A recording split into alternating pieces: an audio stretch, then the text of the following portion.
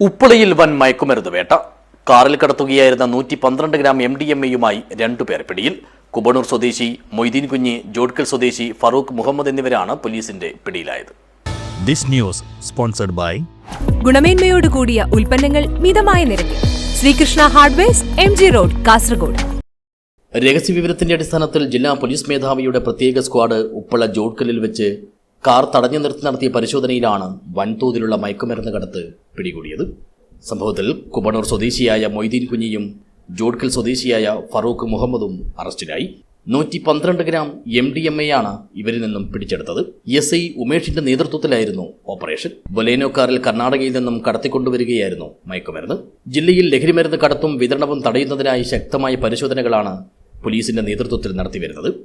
പ്രതികളിൽ നിന്നും പിടിച്ചെടുത്ത ലഹരിമരുന്നിന് അന്താരാഷ്ട്ര വിപണിയിൽ ലക്ഷക്കണക്കിന് രൂപ വില വരുമെന്നും ഇരുവരെയും വിശദമായി ചോദ്യം ചെയ്തു വരികയാണെന്നും പോലീസ് അറിയിച്ചു.